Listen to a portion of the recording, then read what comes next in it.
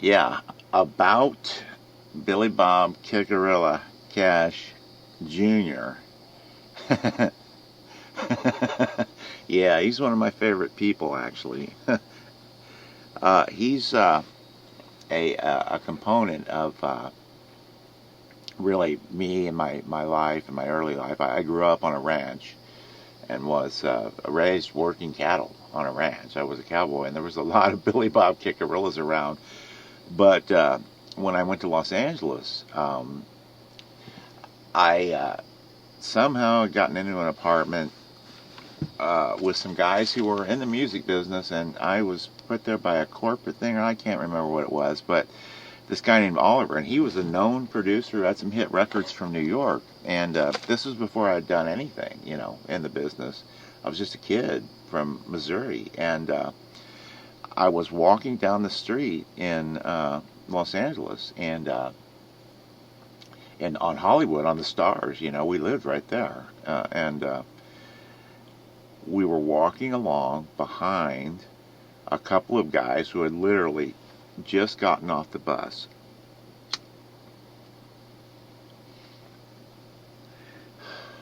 We were walking behind a couple of guys who had literally just gotten off the bus from a rodeo where they were carrying their saddles in on cowboy boots, chaps, and they literally had cow manure plastered on their pants. And I was thinking, those seem like decent guys. They're like back home. I might talk to one of them. And Oliver goes, yeah. Oh no. One guy said the other. They're walking along, and one guy said the other. Big ass cowboy hats and the whole number, and one guy says the other. Well, Slim, we're in the land of 1,000 plastic nightmares, son. And, I caught how funny that was as we walked by a poster of James Dean and Marilyn Monroe that was, 40 feet high at that time. And, we both laughed about that, but then after we kind of walked past them, Oliver said, yeah, those guys, those were a couple of Billy Bob Kickarillas. And, I thought in my mind, oh, holy shit, I better be careful with my country boy stuff because he'll think I'm a Billy Bob Kickarilla, and this guy's a real music producer, But I never forgot that name, because I thought, Jesus, he doesn't know it, but I'm a Billy Bob Kickarilla, you know. Uh, I had been there maybe a year or two, so I'd learned, to be a little less country, but, by no means was I, you know, the guy dressed all in black driving a white Benz or Jag or black one, with a little ponytail by that. I didn't, I wasn't there yet, so I didn't know the ways. But yeah, Billy Bob Kickarilla. And I added the Cash Jr. It's just kind of like Johnny Cash was just the ultimate cool as hell guy and country symbol, and all the NASCAR guys have the or Southern people as I am. There seems to be a junior tagged on to everything. So Billy Bob Kickarilla Cash Jr. He's an average guy who will tell you what he thinks, and he's had some problems. God knows the man has had problems, but he's up front and forward, and he's sort of an everyman. And that's kind of the other thing I've learned on YouTube lately is that I used to think people want you to fail, and I don't think that's true anymore. People want an everyman, a regular guy, and I think that's why he's gotten so many hits and so many thumbs up and that kind of thing.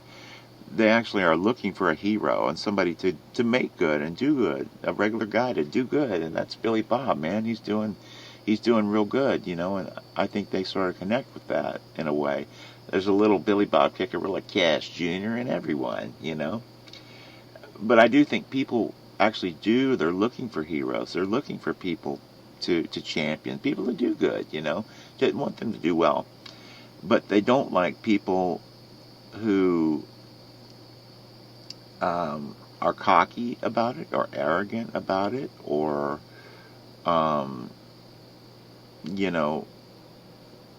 who come down on them or, talk down to them or come from a condescending type angle. So yeah, I mean, it's he's one of my favorite people. Then, Sideshow Bob, he's a kickarilla, Cash too, but he's part of my personality from when I was in rock bands and touring around and playing clubs and so on.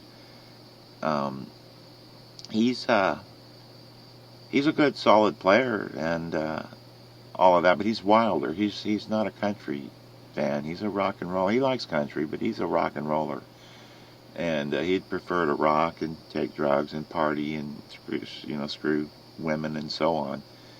So those two are the kind of two components of my personality.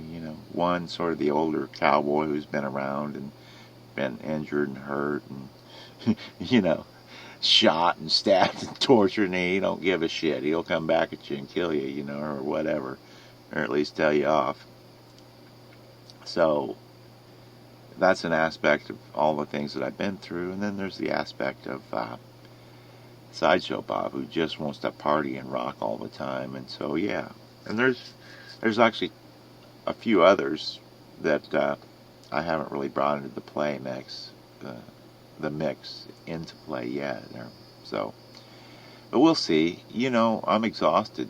Even making the crappiest little 10-minute video is usually a 12-hour process at least to get anything near anything other than a webcam, and even these, are difficult to make something that transmits your idea and effectively. So, who could say?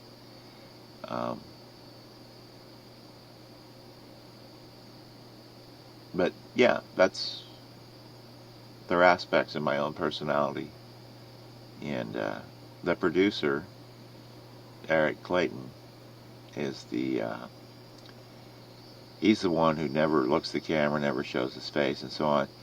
And kind of the scientist, the mad scientist of the gang. I'm going to bring him out more and more and introduce him a little bit. But he doesn't go for the talking, and he's all business, very precise, very scientific music, and that's it, and perform it, do it properly, artfully, and let people judge it. Not a bunch of judge it on their own, whatever. Not a bunch of theatrics with him. If nothing ever comes of it, at least, and some things already have come of it, but at the very least, I really enjoyed it. Like I say, I'm exhausted.